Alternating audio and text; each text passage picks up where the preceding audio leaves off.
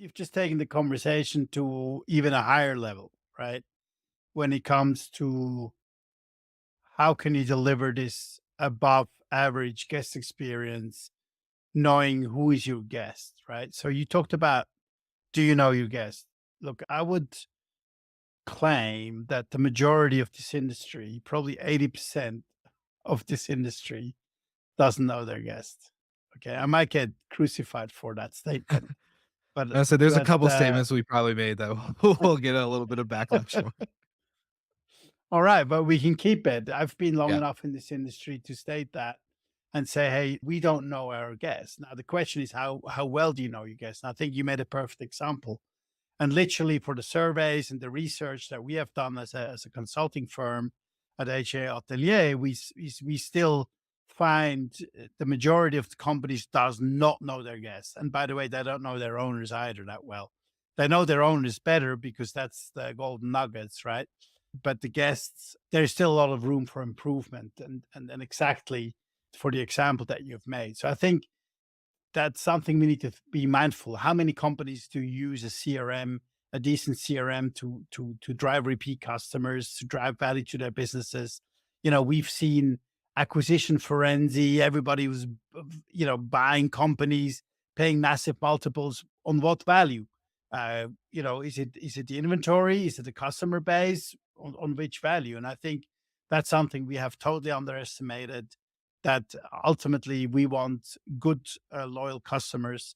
We need to know who they are so we can actually engage with them while they're in destination. And I always say, the average length of stay is considerably higher than in the hotel industry. So we actually have all the time to engage with that consumer during his stay to make sure we get to know him, we can serve his needs, and we make sure he comes back. And we're not capable to do that because we had other challenges to face in terms of technology, in terms of supply, in terms of demand, et cetera, et cetera. But I think we need to stop crying out loud now and start taking it to the next level and say, hey, it's about taking care of these guests and make sure they have a great experience and they will talk about vacation rental as a great experience.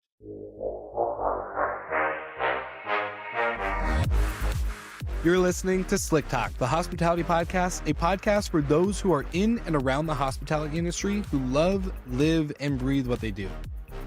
You can join us for candid and unscripted conversations with hospitality experts and founders as we go deeper into their personal stories while they're sharing their triumphs and trials that got them to where they are today.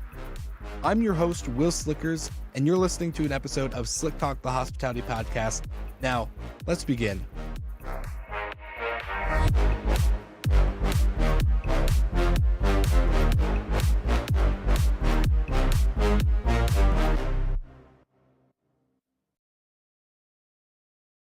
All right, everybody, welcome back to another episode of Slick Talk, the hospitality podcast. And man, has it been way too long since I've had this legend on the show. We got Simon Lehmann, the co-founder and managing director of AJL Consulting. So, Simon, welcome back to Slick Talk. And forgive me, actually, it's not AJL Consulting anymore; it's AJL Atelier. So, forgive me for that. But just wanted to say I'm so excited to see you. Absolutely well. And, I don't know who's more nervous today. It's you and I.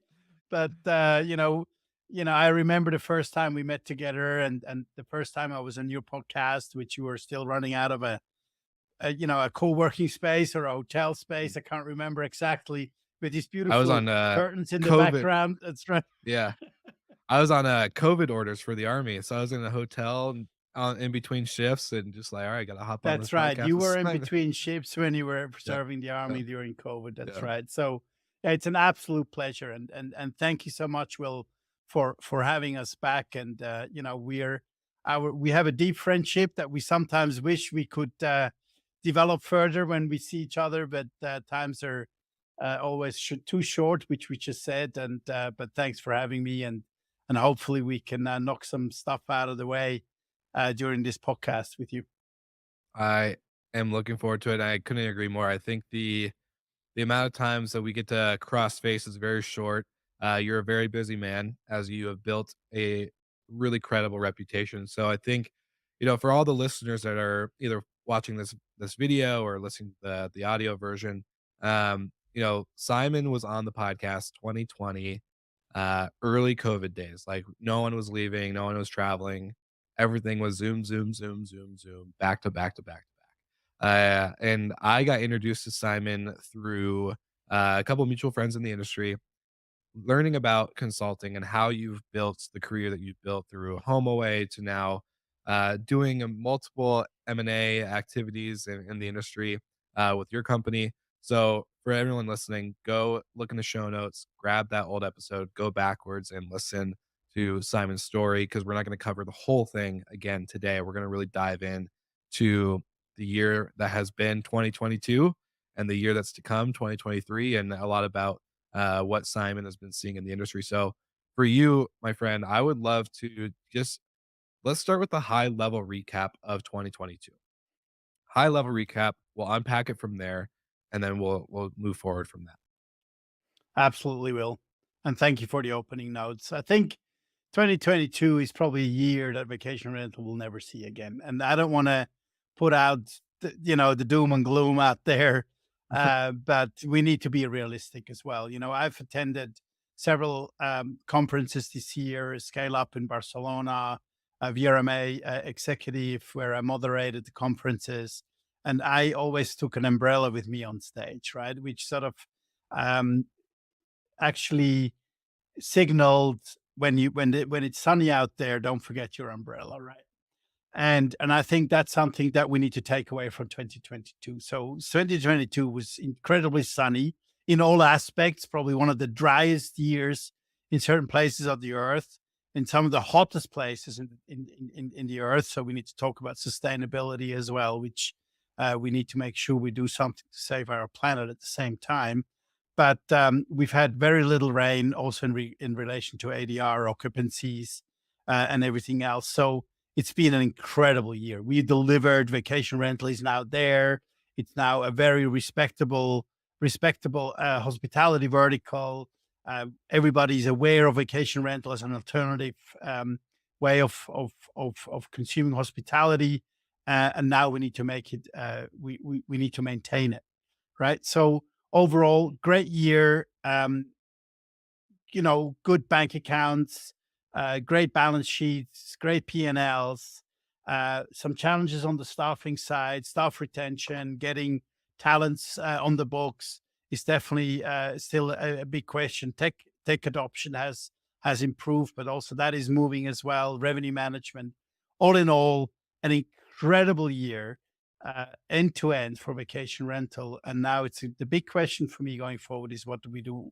What do we make out of it going forward? So, what is that? The answer to that question? What are you seeing? And I could definitely say I agree on multiple fronts. From what you just said, but I think there's also this interesting shift. I think you've probably seen as well in this last year, 2021 to 2022, that I don't know if it's too early to say, but I think we're seeing not only the adoption on the guest side, but the Airbnb host evolution, right? The one, two, three, four properties, or however you want to kind of count them, on only Airbnb to then now migrating over to like, oh, there's this thing called a vacation rental company, like a brand, like what? A property management software and smart locks and all the other stuff. So I don't know. What are your thoughts on all that? You just open up a massive can of worms, right? So if there's anything out there that I'm not a big fan of are these Airbnb investment companies because that's just so short-sighted, right? So, be pre-COVID, we were master lease companies, Lyrics, the Alfred, you name them, they always appeared. And then we get post COVID, we get through these Airbnb investments, either single investment, multiple investment, doesn't really matter. To invest into a real estate that you can list for short term instead of long term. Cap rates interesting. Now interest rates are rising. Demand is softening.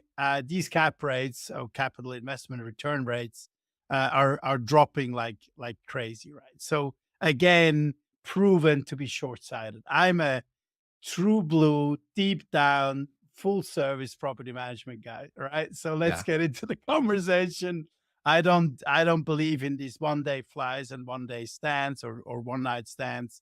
I believe in the full service property management services end to end for property owners, being it investments, without a doubt, can be investments, real estate investments, or just utilizing its second home without being utilized also due to sustainability reasons. You know, if you don't use your house, you might as well rent it to someone else Mhm. to use it, et cetera, et cetera. So I think we will see less of this Airbnb investment pieces out there because people are getting very nervous and seeing, okay, does my investment make sense?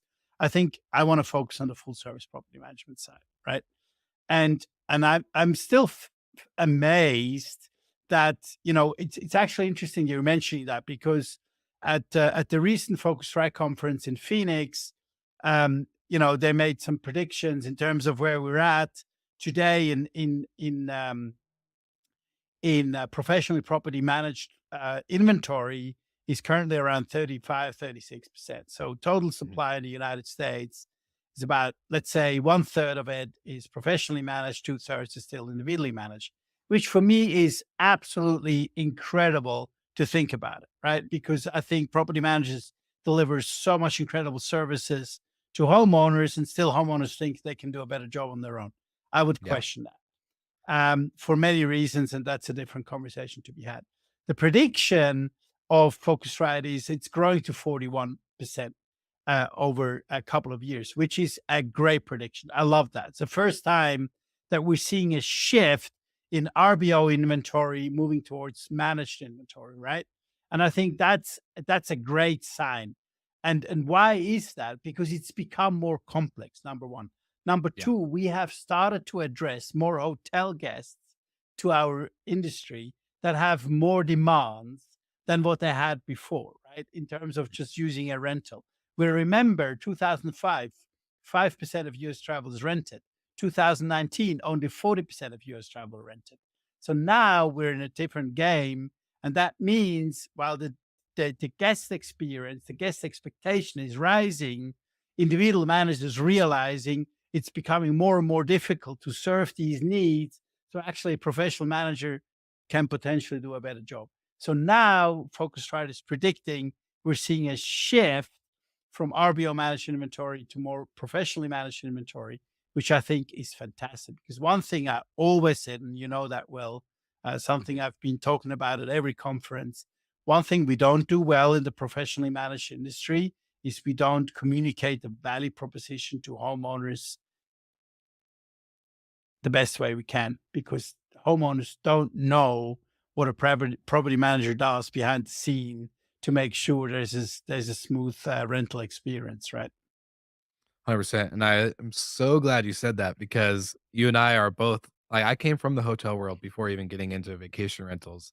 And with our vacation rental management company, we've always preached that hotel standards in the sense of guest service and experience and anticipation of the guest needs and all this stuff is going to be required. Like, you need to have hospitality at the core rather than inventory, scale, and tech. Like, yes, those are all great 3 things that help with hospitality, but if you're not ready to take care of the guests and expect them to be a little bit more needy and want to know the area better and want to have your best recommendations and where, have emergencies pop up and be able to, work on the fly, like, that's the big thing. So, I wanna ask you, and I'm using this as a proper segue because I have hated, and I want your opinion on this. I've hated the amount of tech companies that use their tech as like automation check-in instructions and X, Y, and Z things like that as a way of saying guest experience. I think that is the word guest experience is overused.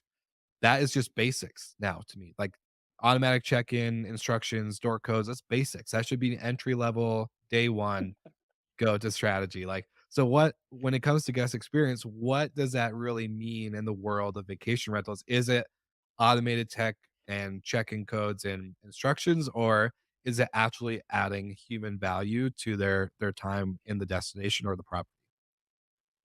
It's both. And you just open up another massive can of worms here. So I'm you're doing doing my well. job, doing my job.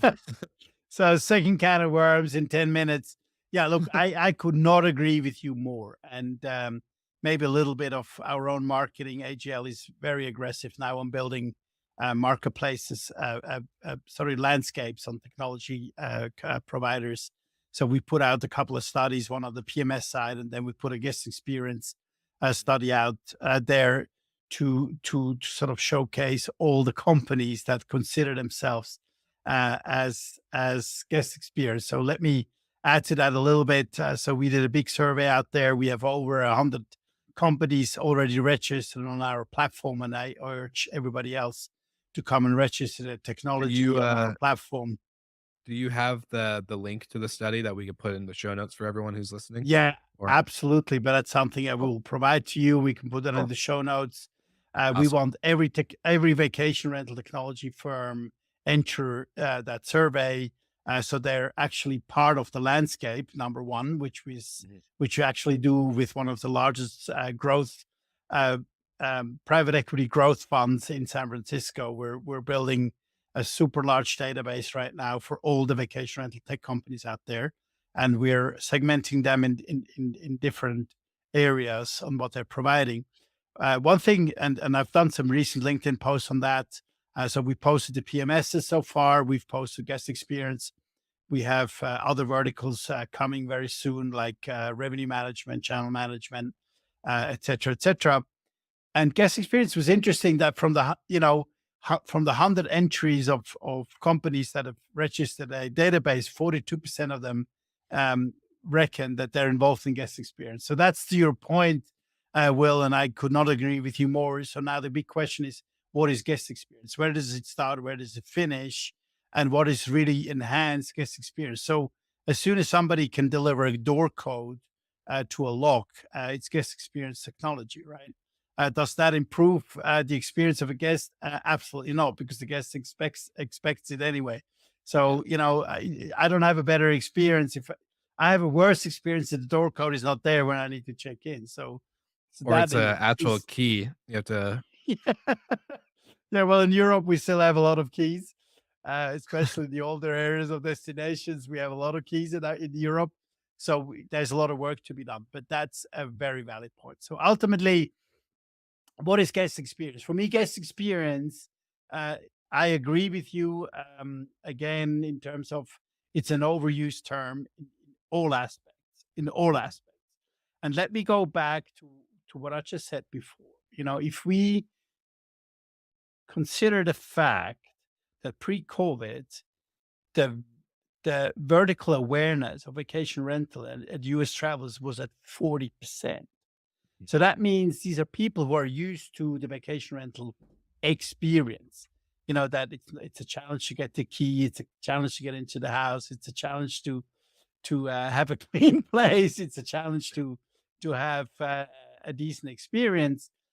I'm being very mean here, but of course, there's a lot of people out there who go massively the extra mile. But we still have no standards at all. And I'm allowed to say I had an interesting meeting with Google today where they're still fighting standards in product description pictures, and for me, I can't get more gray hair because I'm totally gray now, so I need to go the other way. But at the end of the day, guest experience is a very wide used term, and we need to separate it. So what can we do with tech that really truly improves the guest experience, and what can we do with the smile on our face and delivering good experience with human capital? And that needs to be started to be separated very, very, very, very quickly. I think there's a lot of things we can do with tech, home automation, check in, check out, automated door locks, thermostats, communication, guest communications, upselling opportunities.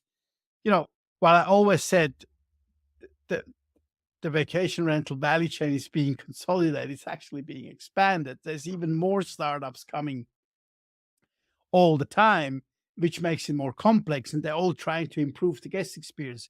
But let us not forget the human capital. Where can the people call? Do they get a response quickly? Do they get a smile when the maintenance guy arrives to fix the ducted heating or whatever might be broken.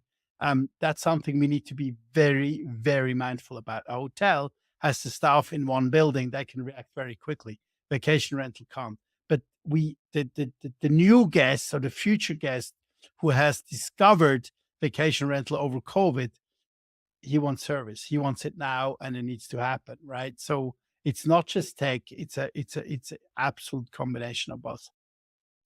Well, I love that term, human capital.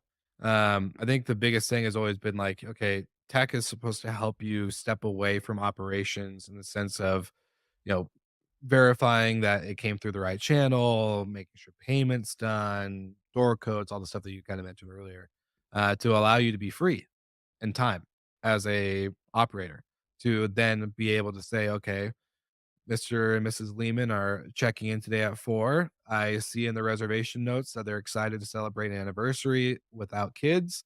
Guess what? That sounds like a perfect opportunity to go to the winery and grab a bottle of wine, write a note, do something. Like have that open time so that way you're not stuck behind a computer.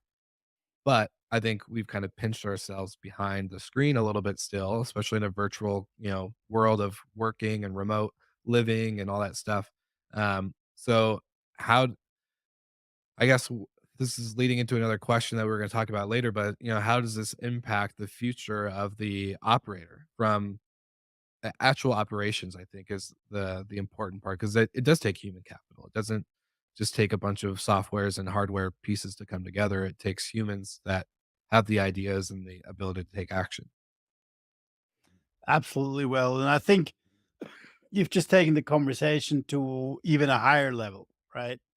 When it comes to how can you deliver this above average guest experience, knowing who is your guest, right? So you talked about, do you know your guest?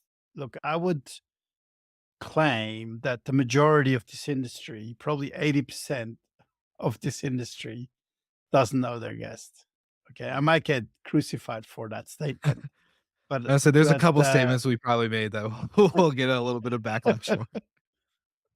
all right, but we can keep it. I've been long Yeah. enough in this industry to state that and say, hey, like we don't know our guests. Now the question is how well do you know your guests? And I think you made a perfect example. And literally for the surveys and the research that we have done as a consulting firm at HA Atelier, we still find the majority of the companies does not know their guests. And by the way, they don't know their owners either that well. They know their owners better because that's the golden nuggets, right? But the guests, there's still a lot of room for improvement, and exactly for the example that you've made. So I think that's something we need to be mindful. How many companies do use a CRM, a decent CRM to drive repeat customers, to drive value to their businesses? We've seen acquisition frenzy. Everybody was, buying companies, paying massive multiples on what value? Is it the inventory? Is it the customer base? On which value? And I think that's something we have totally underestimated, that ultimately we want good, loyal customers. We need to know who they are so we can actually engage with them while they're in destination. And I always say, the average length of stay is considerably higher than in the hotel industry. So we actually have all the time to engage with that consumer during his stay to make sure we get to know him, we can serve his needs, and we make sure he comes back. And we're not capable to do that because we had other challenges to face in terms of technology, in terms of supply, in terms of demand, et cetera, et cetera. But I think we need to stop crying out loud now and start taking it to the next level and say, hey, it's about taking care of these guests and make sure they have a great experience, and they will talk about vacation rental as a great experience. And one thing I want to mention here, which I've mentioned so many times in 2022 and on all the conferences I had, the pleasure to speak or moderate, is talking about um, this this this value that a guest creates and that we can capture as a business, and we don't take advantage of that at all. We just don't know it, and that is so crazy, and we could leverage that a lot better if we would. But we've become somewhat lazy and have taken OTAs to play our demand.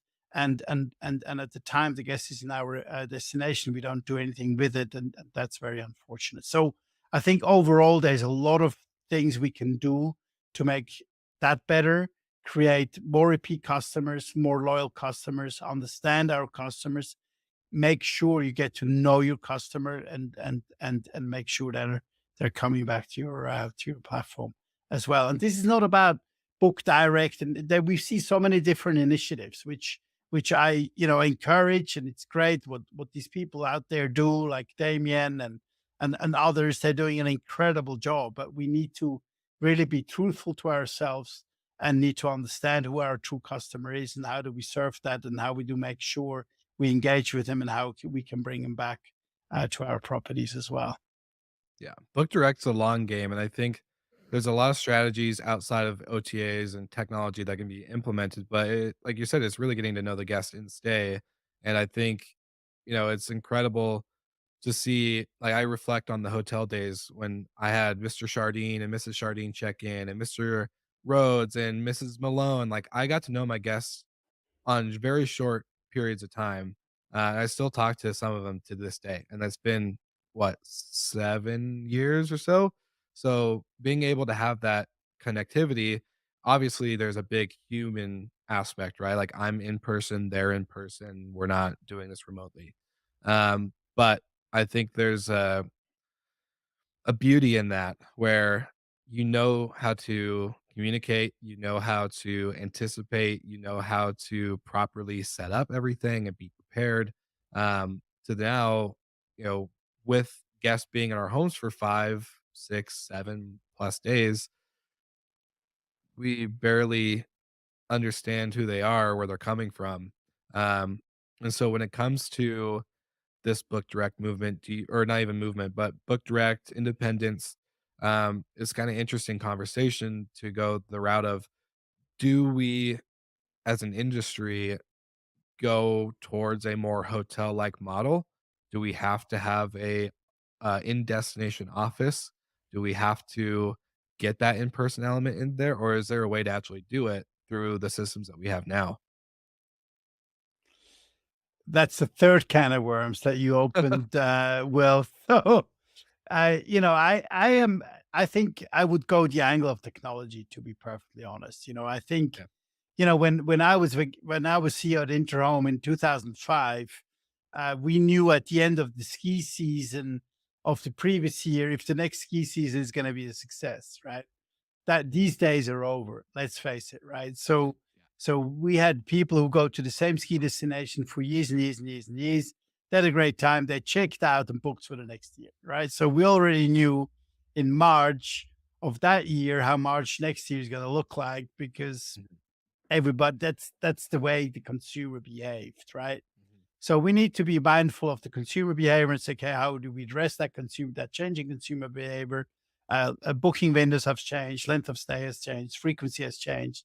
The way we consume hospitality has changed to become more a hybrid as well. So we choose hotels for a couple of nights. The other night we stay in the youth hostel for some adventure, and then the third night we stay in the tree house, and the other night we stay in a vacation rental. So I think the way we consume hospitality has changed, and therefore I would go more towards the technology side. What you related to in terms of the hotel, saying how much we need to be there, also in the destination, and making all that happen.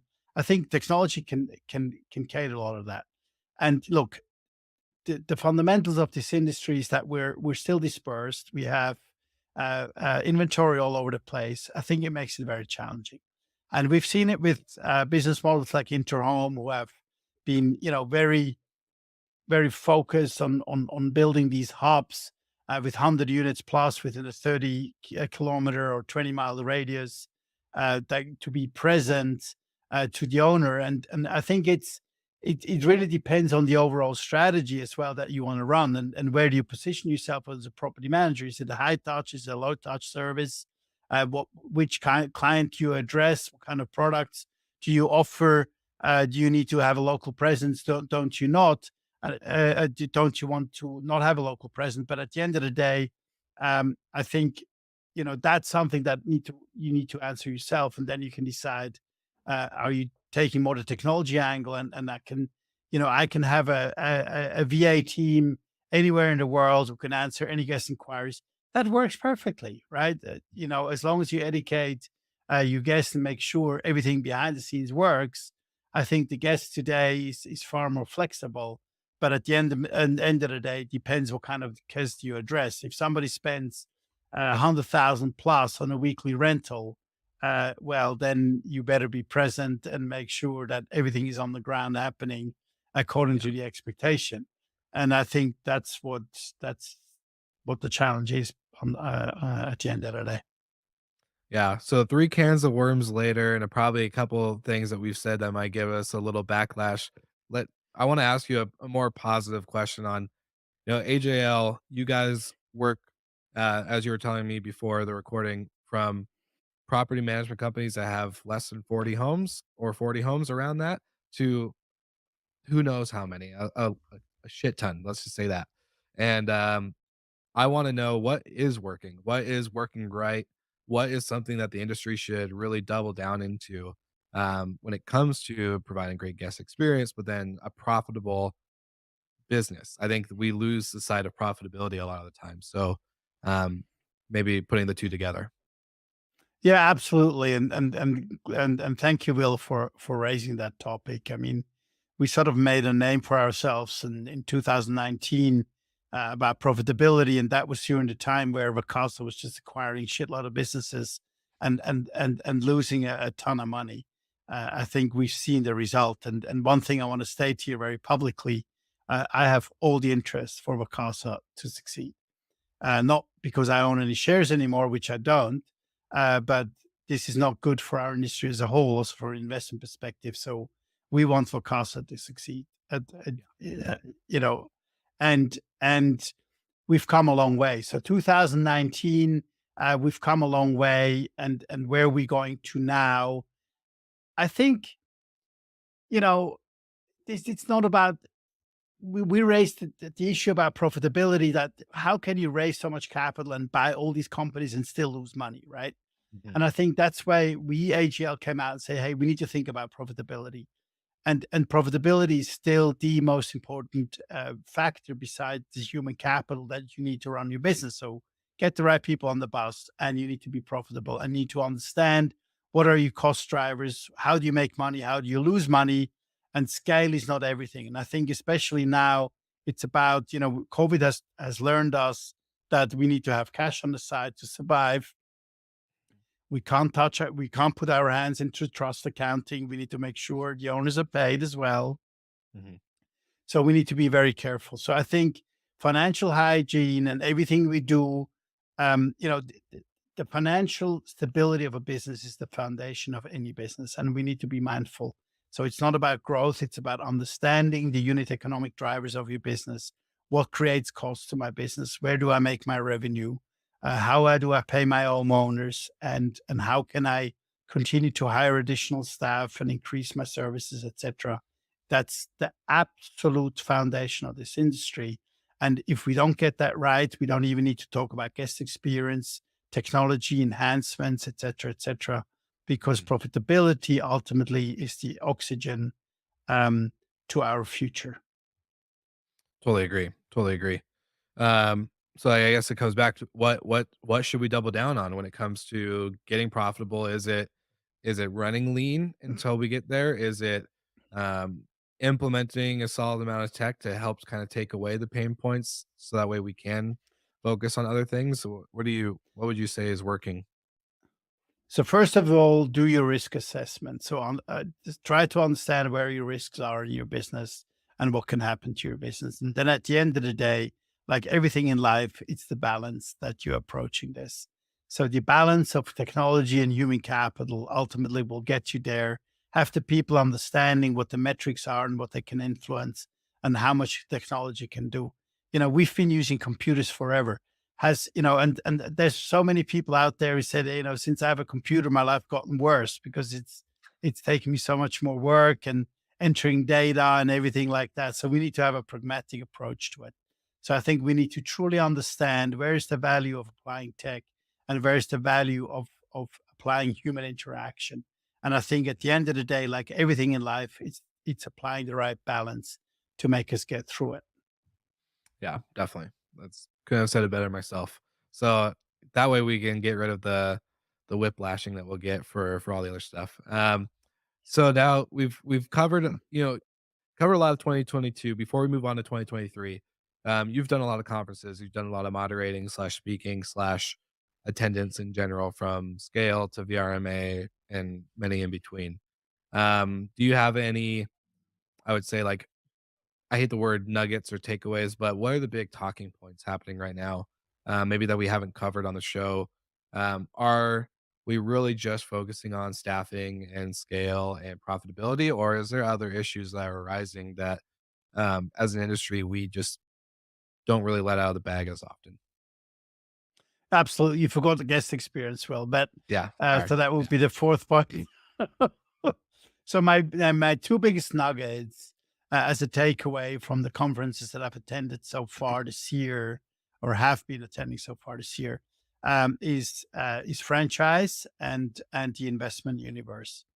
So the first of all, one thing that I've observed all over the place, no matter Europe or the US and even Southwest Pacific, Australasia, and even Latin America, is that any property manager who hits a certain glass ceiling in terms of growth, um, their answer to further growth is franchise, right? So they believe they build a certain amount of tech, which is proprietary. Secondly, they build a certain brand, so that's enough to legitimate yourself to offer a franchise. And while I always thought, and I'm in just about, and you're the first podcast ever that I'm making this public, I'm starting to doubt my own conviction. Right. So I've had podcasts where I was totally convinced about consolidation many years back. That's like 3-4 years back. Well, I felt like, the Picassos of this world and others can really consolidate this market. Didn't happen. Totally failed. The next one was the master leases. Totally failed. That's something I never put money on because I said it's not scalable. And No. I always said the biggest risk to master lease was changing interest rates. Obviously, didn't think about COVID at the time because we didn't know it's coming, but both proven to be right. So now the third one is franchise, and I still see massive opportunity for franchise, like the McDonald's, Starbucks, or anything the like of this world, where you have clear standards. The guest knows what he's going to get in terms of guest experience, product delivery, etc., etc. I'm still a believer of franchise, but too many companies thinks they can do it. And rolling out a franchise is extremely complex, especially in North America. Getting the licenses and making sure you have the product settled that you can roll out as a franchise is extremely complex. While it makes sense because with technology and a brand, you can address anything. So you have somebody who's very, very well connected locally. They take a franchise, they take a brand and tech, they can run after guests and host experience, right? So they can deliver hospitality because everything else is taken care of. So actually, on paper, the franchise model in our vacation rental industry makes a ton of sense. While we know the business is highly fragmented, super local, and based on personal relations. So franchise is actually a no-brainer. But is that going to work? I question because the funds are missing in order for them to scale, et cetera, et cetera. So I think it's going to be extremely challenging going forward. So that's the franchise piece. The second piece, so I question that. There's a lot of attention to that. We will need to go deeper in it. We need to do more research and we need to find out more if the franchise is going to work. A lot of companies, without mentioning any brands tonight, I'm not going to mention, it's questionable. Second is the investment side. So who is out there now looking at this market? When I was walking away from BRMA in Vegas, one of my second largest takeaways next to the franchise was the buyer universe in this industry has fundamentally changed. So for the last few years, it's been the classical Vacasas, the V-Trips, and others who have acquired natural retreats and others who have acquired, businesses. And this year, I've never spoken to more private equity firms ever before, right? So the buyer universe for people to look at investment opportunities in the vacation rental industry, especially luxury, has totally shifted. So all of a sudden, we've seen a ton of private equity firms coming to this industry. We've seen investment firms, we've seen M&A advisory firms organizing great dinners, large dinners with incredible lineup of people in the industry, something we have never seen before. So this means the financial markets have understood the opportunities in this industry, and they want to start understanding it, and they're going deeper and deeper. And we will see more private equity and other capital, institutional capital flowing into our industry for investment opportunities.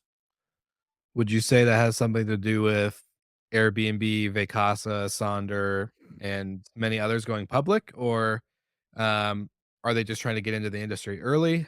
Is that kind of a sign, or is it just that they're just seeing tons of money being printed out of the segment of lodging? Well, I mean, if they looked at Vacasa, they wouldn't invest. If they look at Sonder, they wouldn't invest. If they look at Airbnb, yes, they would have invested. And if they look at Verbo, HomeAway, they would have invested, right? So I think the investment world still needs to build its conviction if this is an attractive business model, and can we make money out of this type of business model? So I think we've seen some cases that have not been very helpful to drive the attractiveness of the investment world, such as Vacasa listing at 4.2 billion in their SPAC and now being worth less than a billion. Obviously, is not a great track record, unfortunately, for the company. And therefore, a lot of questions need to be answered, which we do on a day to day basis to say, what has gone wrong here? What has the investment world misunderstood from the scalability of this industry? And I think we still need to do a lot of education to the investment world for them to really understand the unit economics and the attractiveness of this business, the scalability of this industry. I think some of these cases have definitely not helped us to attract more capital to the coming to the industry. But I think now we're seeing more niche investors who say, I want to go strictly after the luxury market. I want to go strictly after this particular regional market. I think we'll see more of that. I think we will see less investments that are looking at an entire North American, let alone an international market, to be perfectly Yeah. honest to you. Well, it's interesting you say that because, like, we on our morning show, Good Morning Hospitality, that I think yeah, we need to get you on there as well. But we just covered the story of Rouse, one of the co-founders of Airbnb, invested about he wasn't the only one; it was multiple investment partners. But Rouse, based out in Germany, raised about 3 million, right?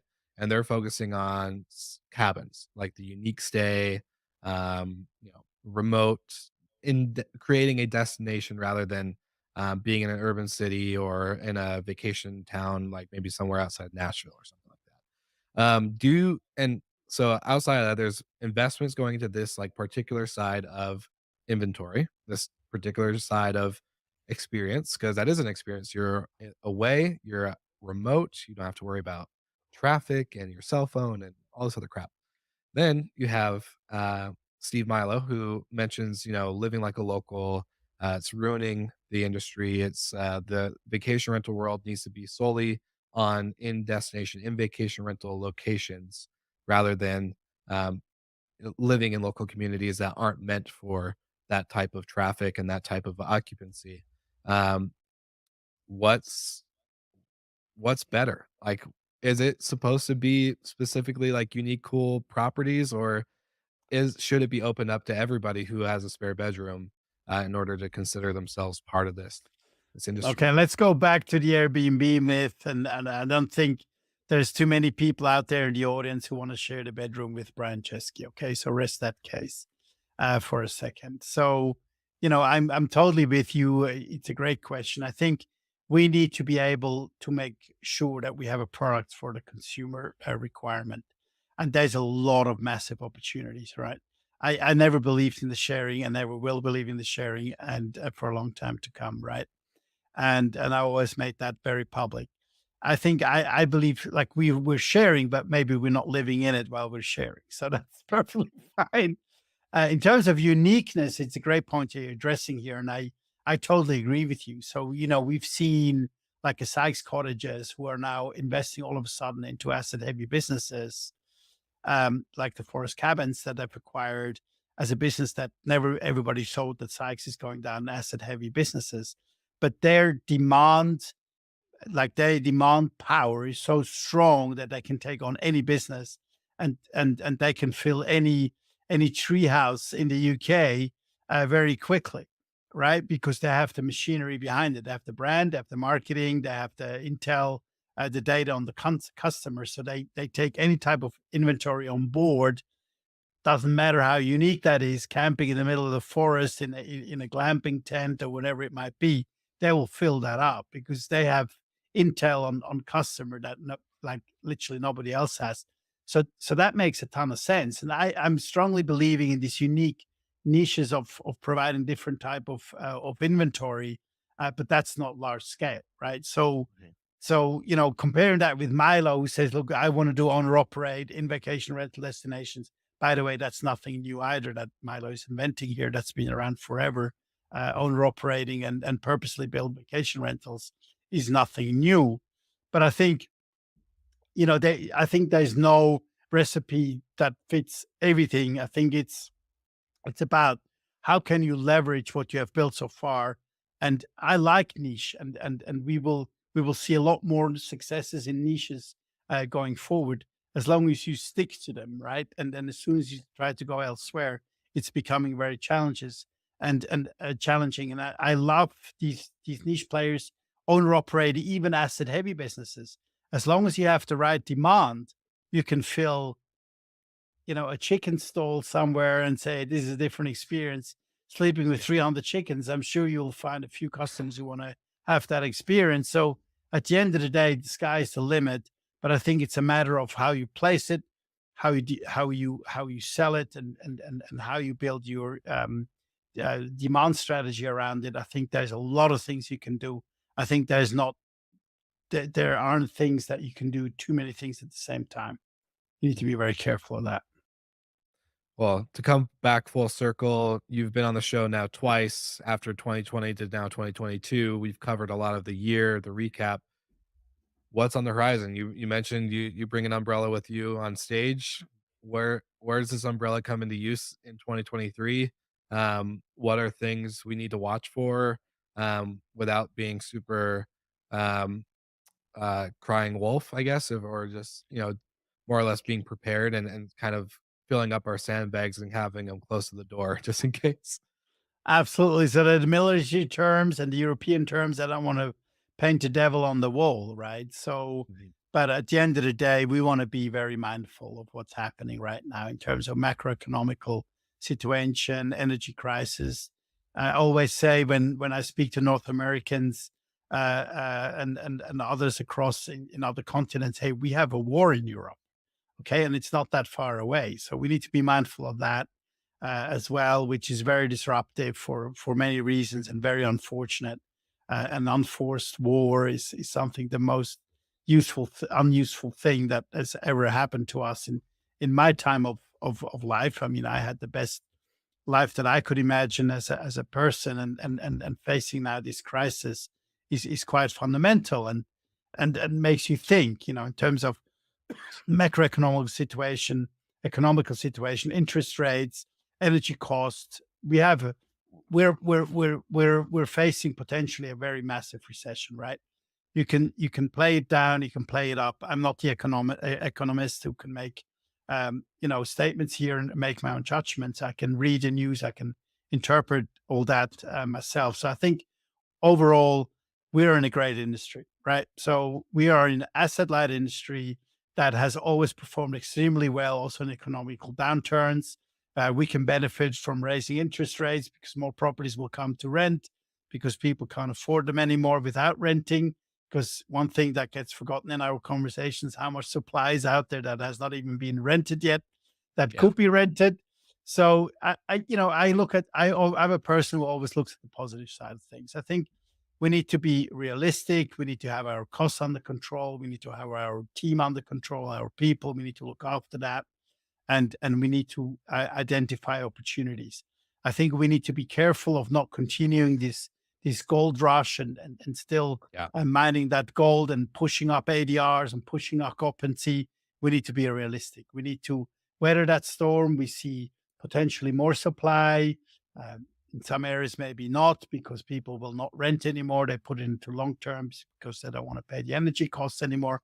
So there's a lot of, it depends region by region and region. But I think overall, I think we need to, as a closing note, in a way, we need to take 2022 to the bank. We need to be satisfied with what we've done. We've done a great job with the team. It's been hard work for everyone. I think we need to be realistic for 23. Don't be too optimistic. Don't be too euphoric in terms of expectations. Make sure you have good relations to your homeowners. Make sure you're communicating transparently. Make sure you're using a lot of data, understanding data, what the outlook looks like in terms of ADR occupancy, RevPAR, etc. And let's just be realistic, and let's not try to copy 2023. Let us make sure 2023 is a year that we can bring home with as little damage as we can. Be content on what's happening on a global economic basis. We have an energy crisis. We have macroeconomical issues that we need to tackle. We have a war, and I think all of that just needs to tell us that we need to be realistic. We need to think about it and make sure we weather the storm together in a positive sense. And I'm sure the vacation rental industry has great levers to make sure this is happening. 100%. I couldn't have said it better. So basically, the theme is settle in, get settled into this growth that we've had, not to continue to grow beyond your. Don't overfill your plate. Basically, we have a full plate. Let's be happy with it and let it settle into the stomach and get processed the right way rather than overfilling and vomiting later. Basically. Absolutely. Yeah, I love that. Well, Simon, the last famous closing question I always ask every guest is if you had one link, which there's going to be many, but just wanted to put one at the top. If you had one link to send any listener right now, what would it be? And go. Link. Yes, one link to send anybody that's listening. They're like, I want to learn more about Simon. I want to learn more about AJL. I want to learn more about whatever we talked about today. Where would you send them? Could be personal. It could be W. professional. It could be random.